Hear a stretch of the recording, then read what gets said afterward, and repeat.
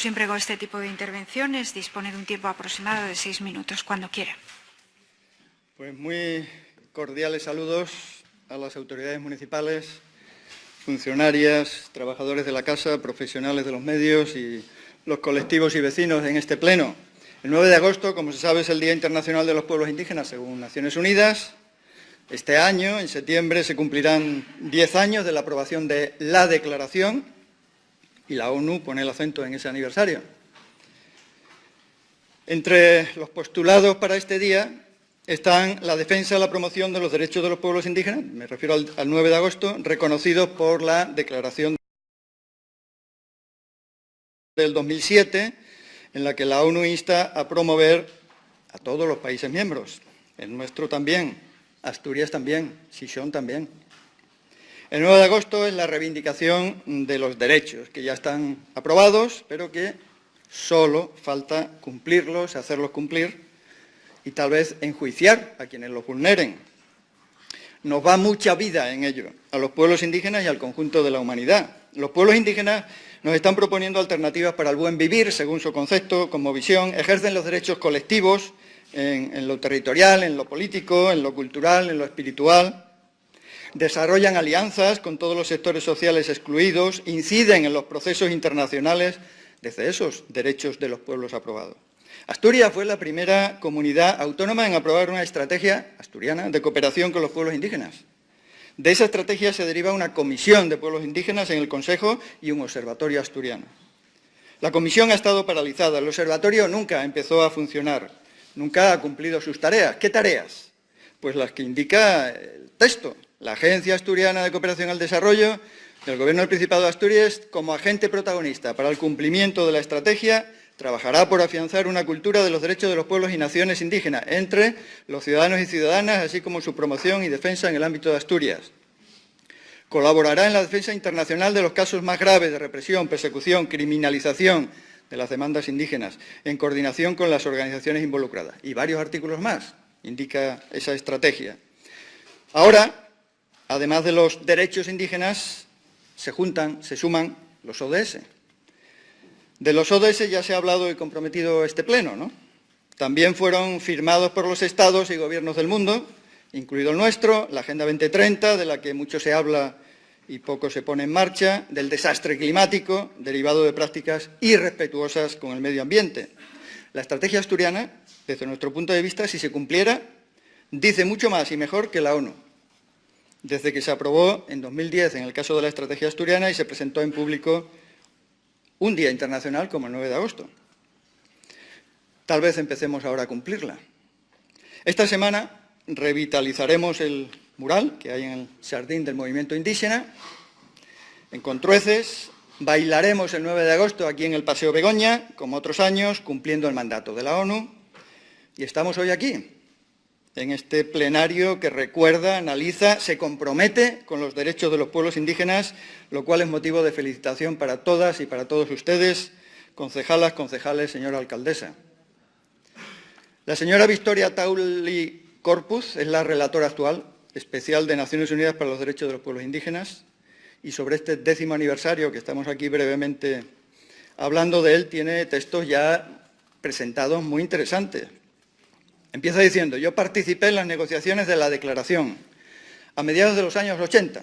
Está recordando cuánto tiempo se lleva hablando de estos derechos, ¿no? Y en adelante. Y en el momento de su adopción, ella, dice yo en su texto, era la presidenta del Foro Permanente para las Cuestiones Indígenas, con lo cual tuvo el honor de dirigirse a la Asamblea General de la ONU en esa ocasión histórica. En mi papel actual, sigue diciendo, como relatora especial sobre los derechos de los pueblos indígenas, tengo un mandato específico para promover su implementación.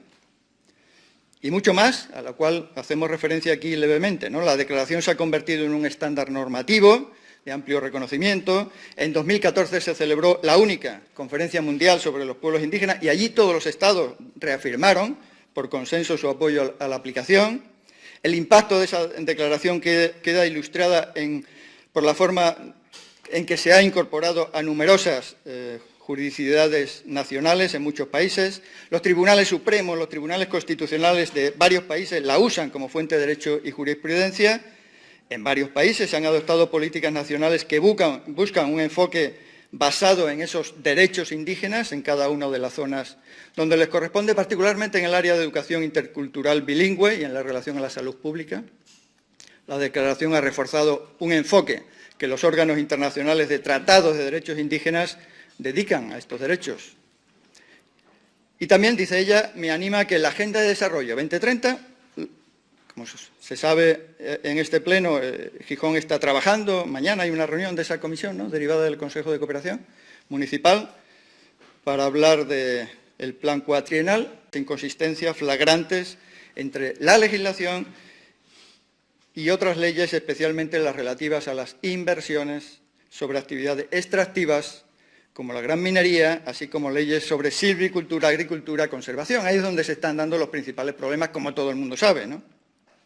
Eso se deriva, dice ella, de un legado de leyes y políticas coloniales racistas que todavía persisten y que distorsionan esta declaración de la ONU. Otro desafío, dice la señora Victoria, para asegurar el respeto a los derechos fundamentales de los pueblos indígenas es el incumplimiento por parte de los Estados de su deber de consultar y obtener lo que llaman el consentimiento previo, libre e informado de los pueblos indígenas cuando van a entrar a su casa, a su territorio. La expansión de las industrias extractivas, los agronegocios, los megaproyectos de desarrollo de infraestructura que invaden esos territorios de los pueblos indígenas continúan siendo las principales amenazas para la mayoría.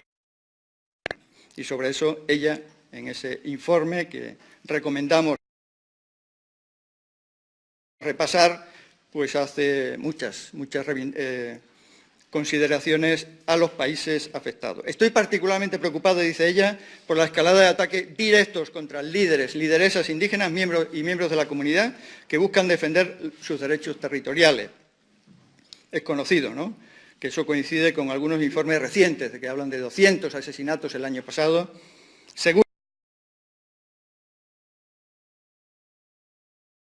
Seguramente se sentiría la señora Victoria implicada en la pancarta que ustedes acaban de colocar en el ayuntamiento, contra todas las violencias, pero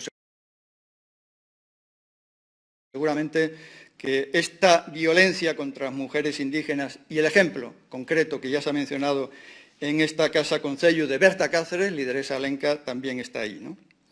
Si es oportuno o no que estemos aquí recordando este informe de la relatora, pues no lo sabemos, pero sí que reconocemos y reiteramos la trascendencia de hacer cumplir con los derechos que la ONU, sus países miembros, con extrema unanimidad, como recuerda la señora Victoria Tauli, puesto que en ocasión, hace 2 años, 4 países no la votaron, pero posteriormente se incorporaron, ¿no?, Estados Unidos, Canadá, Nueva Zelanda y Australia. Parece que es de los textos que ha recabado mayor unanimidad en ese sentido.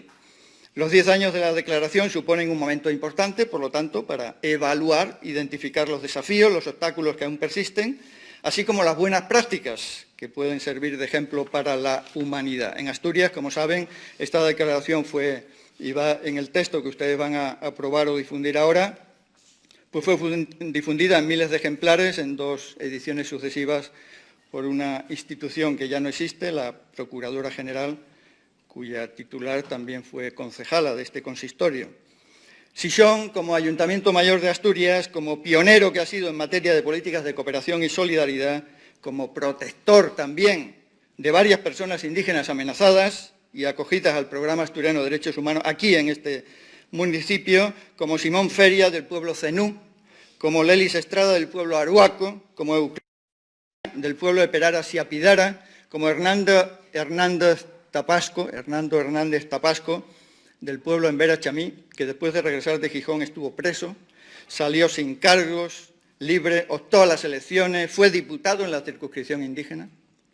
Xixón, que inauguraba su jardín del movimiento indígena con la plantación de un texu, de una araucaria, y con la presencia de Toribia Lera Quispe, del pueblo aymara, y del abogado Víctor Hugo López, de los pueblos indígenas de Chiapas, tiene motivos de sobra para seguir siendo pionero en esta materia de defensa de los derechos de los pueblos, organizar encuentros internacionales que los promuevan, favorecer que las normas de la ONU salgan de los cajones y sean transversales en la Agenda 2030, en los planes, en las iniciativas variadas de la vida cotidiana de estos territorios nuestros, en aras del buen vivir, de la armonía necesaria e imprescindible, cada vez más con la naturaleza. Mamá tierra, dicen por allá.